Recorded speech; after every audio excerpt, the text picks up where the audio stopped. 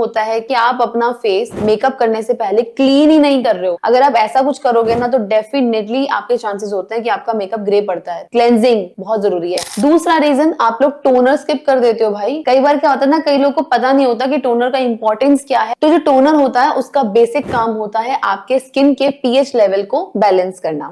अगर आपका pH level 7 के ऊपर है तो वो एल्कलाइन हो जाता है, अगर पीएच लेवल 7 के नीचे है तो वो एसिडिक होता है। आपको पता है हमारे स्किन का पीएच लेवल क्या होता है? स्किन का जो पीएच लेवल होता है वो 4.7 से 5.75 होता है। तो बेसिकली हमारा जो स्किन होता है वो थोड़ा सा एसिडिक होता है। जो हमारे जितने भी फेस वॉश होते हैं या फिर क्लेंजर्स होते हैं वो थोड़े से एल्कलाइन प्रॉपर्टी के होते हैं। बेसिकली वो सब कुछ क्लीन कर देते हैं, साफ कर देते हैं, लेकिन वो आपके स्किन की एसिडिसिटी को भी थोड़ा सा कम कर देते हैं। टोनर्स जो होते हैं वो बाय नेचर एसिडिक होते हैं, वो आपका पीएच लेवल बैलेंस कर देते हैं। अब जो टोनर्स होते हैं ना उनमें अल्कोहल होता है, और जैसे ही अल्कोहल बेस्ड आप टोनर यूज करने वाले हो तो आपके फेस पे जो एक्सेस ऑयल है वो सारा के सारा एब्जॉर्ब हो जाता है, और ज्यादा ऑयल की वजह से भी हमारा मेकअप काला पड़ जाता है और ग्रे पड़ जाता है। इसी के साथ आपको पता है ड्राई स्किन वाले अल्कोहलिक टोनर्स की जगह कौन से टोनर्स यूज करते हैं जिसमें हाइड्रेशन होता है। जैसे कि आप एक मिस्ट यूज कर सकते हो, आप रोज वाटर यूज कर सकते हो, ना कि ऐसा जो आपको और भी ज्यादा ड्राई कर दे, क्योंकि आपके ऑयल जितना ज्यादा जनरेट ही नहीं हो रहा। थर्ड पॉइंट इज आपको उन प्रोडक्ट्स में इन्वेस्ट करना है या फिर उन प्रोडक्ट्स को यूज करना होता है जो ऑयल बेस्ड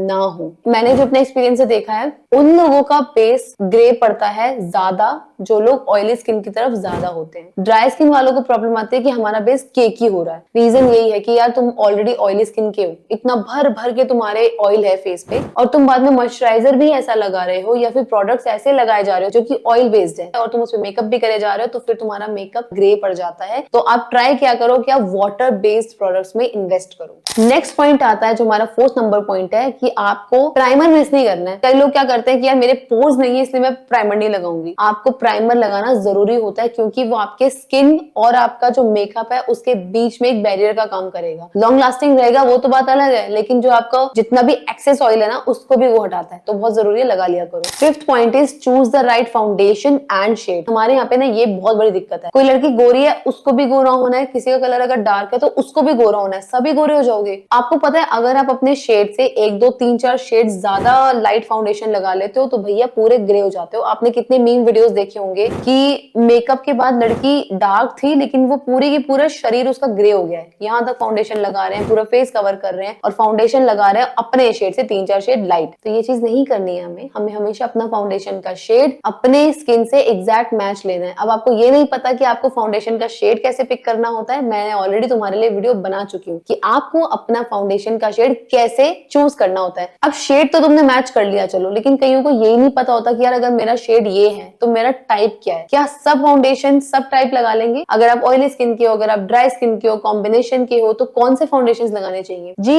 इसके ऊपर मैंने अभी रिसेंटली वीडियोस बनाए हैं, आप जाओ प्लेलिस्ट चेक करो, आपको तीनों स्किन के वीडियोस मिल जाएंगे कि आपको कौन से स्किन पे कौन से फाउंडेशन लगाने चाहिए। लॉन्ग स्टोरी शॉर्ट, अगर आप ऑयली स्किन के हो तो आपको एक ऐसा फाउंडेशन लेना है जो मैट फिनिश दे। अगर आप ड्राई स्किन के हो तो आपको वो फाउंडेशन लेना चाहिए जो आपको थोड़ा सा ड्यूनेस पे लेके जाए, हाइड्रेटिंग हो। अगर आप कॉम्बिनेशन पे हो तो आप थोड़ा सा सेमी मैट जरूर यूज कर सकते हो। सिक्स्थ पॉइंट है use N applicator not your fingers. ये तो कॉमन प्रैक्टिस हो रही है और काफी लोगों को मैंने देखा है जो इवन हैंड्स भी वॉश नहीं करते हैं और सीधा फाउंडेशन लिया ऐसे और यूं लगा लेता है। उनमें से मैं भी हुआ करती थी। यस, हमारे जो ये फिंगर्स होते हैं ना, हमारे इधर पे भी ऑयल निकलता है। आपने फाउंडेशन लिया और आपने यहाँ लगाया तो वो सब कुछ आपका फाउंडेशन, आपका जो स्वेट निकल रहा है वो सब कंबाइन हो गया है और वो भी आपके फाउंडेशन को ऑक्सीडाइज कर देगा, ग्रे कर देगा आपके मेकअप को। कि जब भी आप फाउंडेशन अप्लाई कर रहे हो या तो ब्रशेस के थ्रू करो या फिर आपका जो ब्यूटी ब्लेंडर होता है उसके थ्रू करो। Now the seventh point is आपको एक्सेस ऑयल जो होता है उसको रिमूव करना होता है। कैसे? ये मैं अपने एक्सपीरियंस से बता रही हूँ। हम अपने क्लाइंट्स के साथ क्या करते हैं, जैसे कभी कभी क्या होता है कि हमें हाइड्रेशन देना है, हम कभी ना हाइड्रेशन एक्सेस दे देते हैं। मतलब ठीक है मैंने सीटी कर दिया, जैसे मैं एम पार्ट पे आई, मैं चाहती हूँ मेरी ड्राई स्किन की बंदी है तो मैं भर भर के हाइड्रेशन दे दूं, मॉइस्चराइजर लगा रहे हैं, ऑयल्स लगा रहे हैं, ये कर वो कर। सेम विद ऑयली, ऑयली में भी हम कभी कभी प्रोडक्ट ज्यादा लगा देते हैं, वहां दिक्कत करते हो।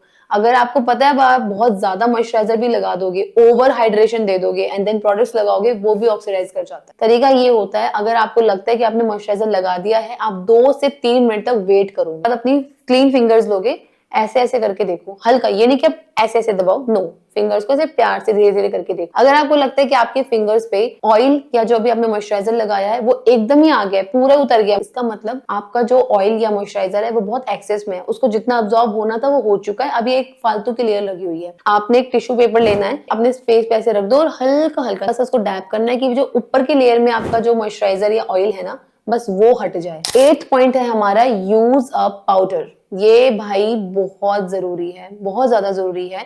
आपने एक वर्ड सुना होगा बार बार, ऑक्सीडाइजेशन, कि यार मेकअप के बाद मेरा फाउंडेशन ऑक्सीडाइज हो गया, मेकअप ऑक्सीडाइज हो गया। क्या होता है ऑक्सीडाइजेशन? जैसा कि वर्ड बता रहा है, ऑक्सीडाइजेशन मतलब आपने फाउंडेशन लगा लिया, वो एयर के साथ कांटेक्ट में आके काला पड़ गया, रिएक्ट कर गया, ग्रे कर गया। तो इस चीज को कैसे प्रिवेंट करना होता है? तो जब भी आप फाउंडेशन लगा ले, ट्राई किया करो 5 मिनट के अंदर अंदर पाउडर सेटिंग कर लेनी है और अपने फाउंडेशन को लॉक कर देना है। अब 9th पॉइंट है ना, वो भी काफी मेन है और ये पॉइंट सबसे ज्यादा लोग इग्नोर कर देते हैं। वो होता है कि आप लोग अपने प्रोडक्ट की एक्सपायरी नहीं देखे, उसकी शेल्फ लाइफ ही नहीं पता क्या है। फाउंडेशन की शेल्फ लाइफ होती है 12 से 18 महीने। अब आप कहोगे यार मैंने 3 साल पहले वो फाउंडेशन खरीदा था, उसको उठाओ और फेंको अभी, या फिर चेक करो कि यार उसका शेल्फ लाइफ क्या है, वो कब बना था, अब उसका एक्सपायरी क्या है। अगर आप एक्सपायर्ड प्रोडक्ट्स यूज करते हो ना, तो भी आपका फाउंडेशन ग्रे पड़ेगा, क्योंकि उसके अंदर जो प्रोडक्ट है उसमें से ऑयल जो है वो अलग हो जाएगा, ऑयल सेपरेशन हो जाएगा। आप उसको अपने फेस पे लगाओगे, वो पैची हो जाएगा और वो हमेशा काला पड़ेगा, और उससे भी वर्स्ट चीज बताऊं, आपका स्किन खराब होगा। 10th पॉइंट है हमारा,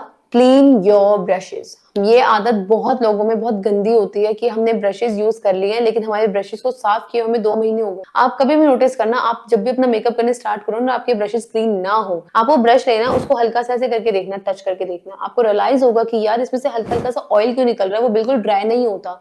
आप सोचो कि इतने सारा प्रोडक्ट आपने यूज करा होगा, उसको लगाया होगा और आपने उसको 2 महीने ऐसे ही रख दिया, क्या उसमें बैक्टीरिया वगैरह नहीं चाहिए? तो वो जो होगा आप अपने स्किन पे लगाओगे तो वो हो सकता है कि आपके अगेन मेकअप को काला कर दे। मेकअप करे तो बात की बात है, आपकी स्किन फिर